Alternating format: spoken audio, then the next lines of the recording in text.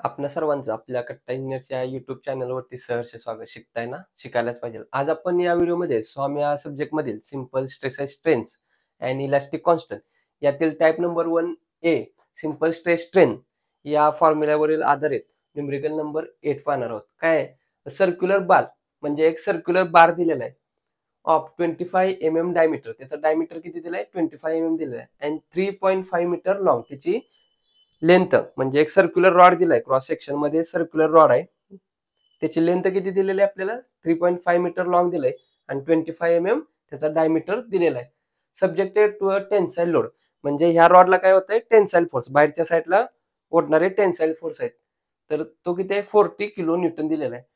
Shows and elongation. मग या tensile फोर्सने ही body ओढल्यानंतर ह्यात जो काही चेंज इन लेंथ होणार आहे, म्हणजे फोर्स वाढल्यानंतर काय होणार आहे? याची लेंथ काय होणार आहे? वाढणार आहे. ती वाढलेली लेंथ किती दिली आहे त्यांनी? 60 mm एवढी दिलेली आहे. Determine stress strain and modulus of elasticity म्हणजे stress sigma, strain small E आणि modulus of elasticity capital E या व्हॅल्यू आपल्याला काय करायला सांगितलेले आहेत? फाइंड आउट करायला सांगितलेले आहेत. तर सर्वप्रथम काय करूया? न्यूमेरिकल मध्ये जे काही गिवन आहे ते इथं आपण नोट डाऊन करण्याचा प्रयत्न करूया. गिवन मध्ये काय काय? Circular bar 25 mm diameter. Diameter किती आहे? 25 mm. Next 3 metre long. Long म्हणजेच काय रे? लेंथ त्याची दिली आहे 3.5 मीटर. मीटरचं mm मध्ये कन्वर्ट करावं लागतं. कसं करतो आपण? इंटू 10⁻³ करतो. mm मीटरच्या mm मध्ये करताना दिलेली व्हॅल्यू इंटू 10⁻³ करत असतो आणि युनिट काय येणार? mm. हे युनिट कन्व्हर्जन या व्हिडिओमध्ये आपण सर्व गोष्टी पाहिलेल्या आहेत. तिथून तुम्ही ह्या गोष्टी कव्हर करू शकता. या युनिट कन्व्हर्जन या व्हिडिओची लिंक डिस्क्रिप्शन मध्ये ठेवतो, तिथून तुम्ही तो व्हिडिओ पाहू शकता. तर मीटरचा mm कसं करत असतो? दिलेल्या व्हॅल्यूला इंटू 10⁻³ करत असतो. नेक्स्ट काय दिलंय? टेन्साईल लोड म्हणजेच कॅपिटल पी ने डिनोट करतो. किती दिलाय? 40 किलो न्यूटन. किलो न्यूटनचं न्यूटन कसं करत असतो? किलो म्हणजेच 10⁻³ म्हणजे 40 as it is 10⁻³ Newton. Next आहे इलॉंगेशन म्हणजे चेंज इन लेंथ दिलेली आहे. ती किती आहे?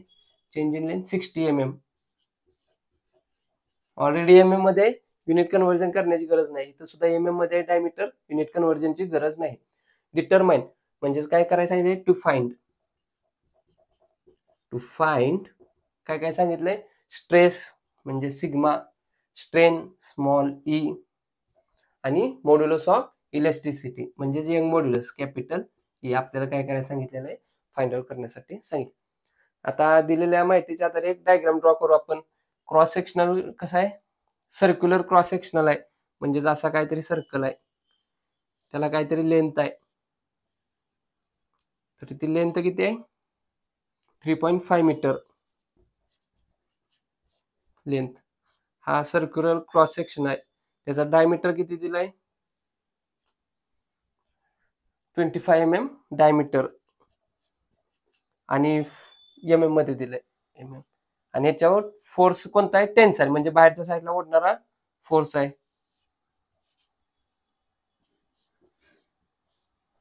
तो किती दिलेला आहे आपल्याला? 40 किलो न्यूटन.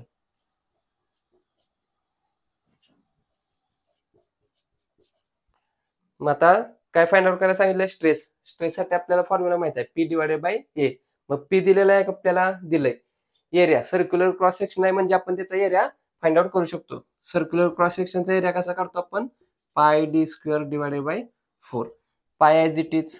डायमीटर दिलाय का? दिलाय. किती आहे तो? 25 mm. पुट करूया 25 त्याचा d², डायमीटर 25 त्याचा स्क्वेअर /4. एरिया किती येणार आपला? कॅल्क्युलेटरच्या साहाय्याने कॅल्क्युलेट करूया. कसं येणार? पाय व्हॅल्यू कुठं असते?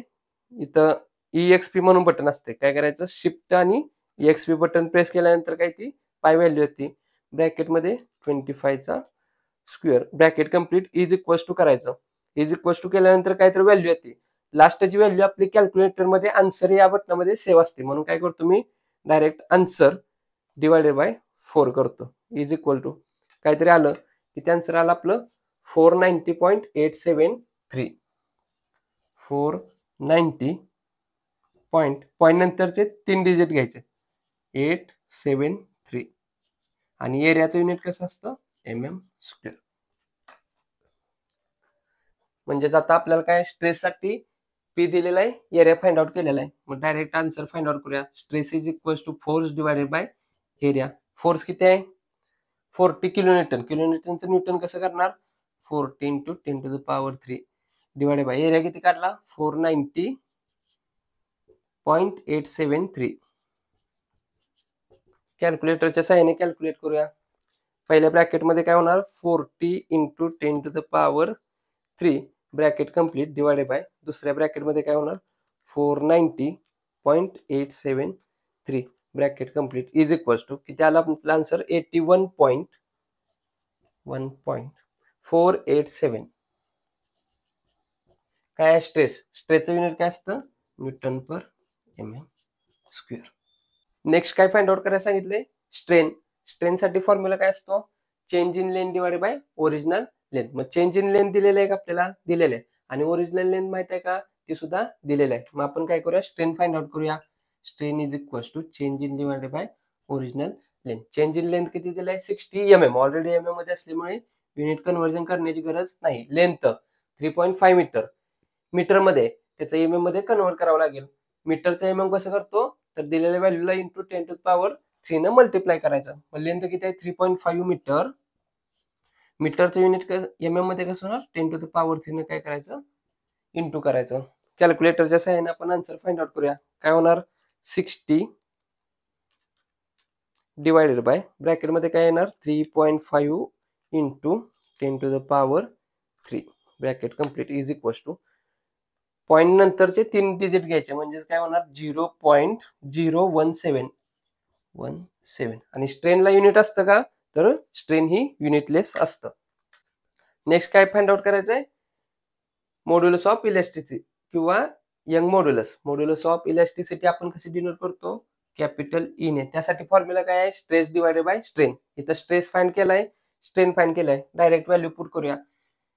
मॉड्युलस ऑफ इलॅस्टिसिटी ई किंवा यंग मॉड्युलस म्हणत असतो त्याचा फॉर्म्युला काय stress divided by strain. Stress find out केलाय किती आहे ती 81.487 divided by strain find out केलंय किती आहे ती 0.017. कॅल्क्युलेटरच्या सहाय्याने कॅल्क्युलेट करूया.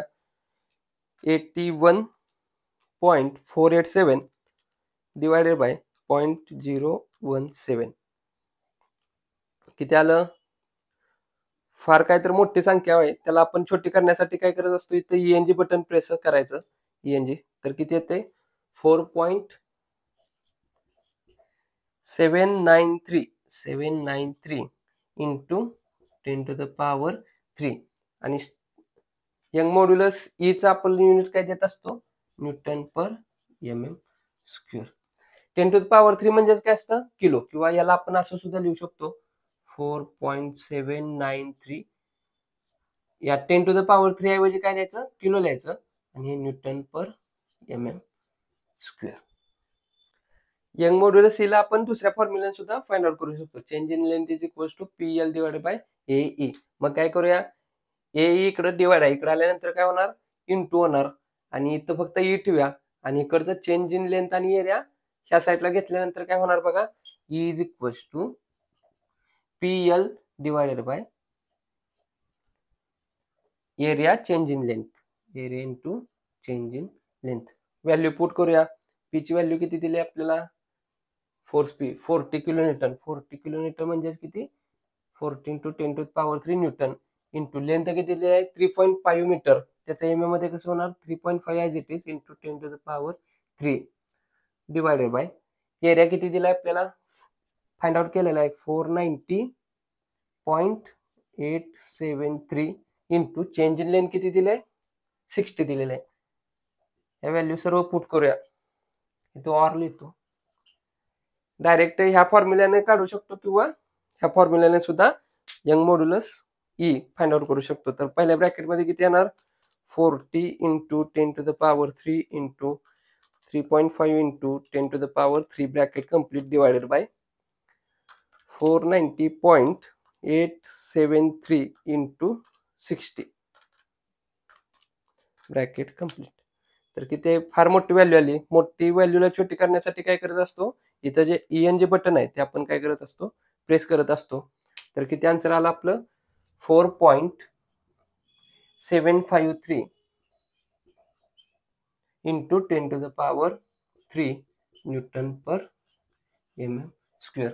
हे न्यूटन पर mm स्क्वेअर आणि 10⁻³ ला आपण किलो न्यूटन पर mm स्क्वेअर सुद्धा करू शकतो. बघा इथं किती आलं 4.793 आन्सर आलं. इथं किती आलं 4.753.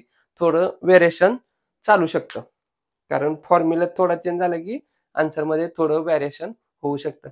परंतु अप्रॉक्सिमेटली व्हॅल्यू सेमच आले. 4.77 सुद्धा सेम आलं. इकडे फक्त 93 आलं, इकडं 53 आलं. या मेथडने सुद्धा आपण यंग मॉड्युलस ई किंवा यालाच आपण काय म्हणत असतो, मॉड्युलस ऑफ इलॅस्टिसिटी म्हणत असतो, त्याची व्हॅल्यू आपण काय केली, फाइंड आउट केली. तर एकंदरीत ओव्हरऑल या न्यूमेरिकल मध्ये काय केलं, सर्क्युलर सेक्शन दिलं होतं. सर्क्युलर सेक्शन त्याचा डायमीटर दिला होता, लेंथ दिली होती. त्यावरून आपण काय केलं, एरिया फाइंड आउट केला डायमीटरच्या आधारे. आणि फोर्स पण दिलेला होता, टेन्साईल फोर्स किलोमीटर मध्ये होता, त्याचा न्यूटन मध्ये कन्वर्ट करून घेतलं. ऑलरेडी डायमीटर MM मध्ये असल्यामुळे ऍज इट इज ठेवलं, युनिट कन्व्हर्जनची गरज नाही. चेंज इन लेंथ सुद्धा दिलेली होती. स्ट्रेस, स्ट्रेन आणि यंग मॉड्युलस आपल्याला मॉड्युलस ऑफ इलॅस्टिसिटी फाइंड करायला सांगितलेलं. हे म्हणजेच काय असतं, मॉड्युलस ऑफ इलॅस्टिसिटी किंवा यंग मॉड्युलस सुद्धा त्याला आपण म्हणत असतो. मग सर्वप्रथम स्ट्रेस साठी फॉर्म्युला काय आपल्याला माहित आहे, P/A. P ऑलरेडी त्यांनी दिलेला आहे.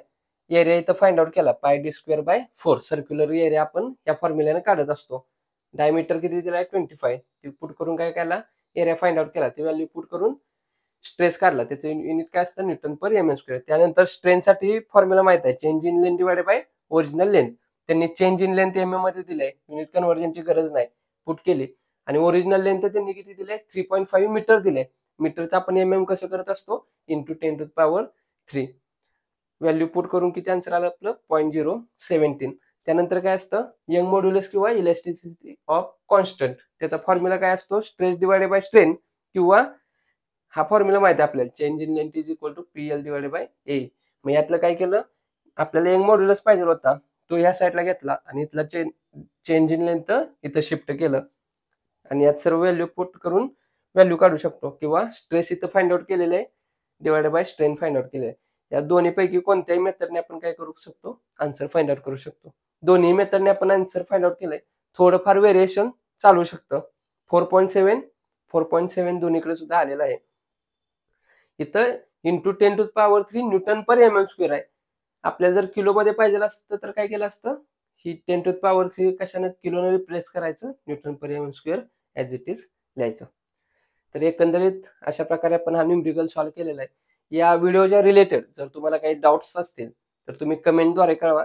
हा व्हिडिओ आवडला असेल तर नक्की लाईक करा.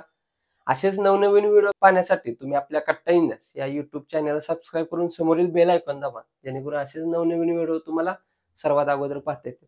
आणि ह्या गोष्टी आपल्या मित्रांपर्यंत शेअर करत चला, जेणेकरून आपल्यासोबत आपल्या मित्रांचाही चांगला फायदा होईल. पुन्हा भेटू सर्क्युलर क्रॉस सेक्शन वरील न्यूमेरिकल नंबर 9 घेऊन. तोपर्यंत आपल्यासोबत आपल्यांची काळजी घ्या. धन्यवाद.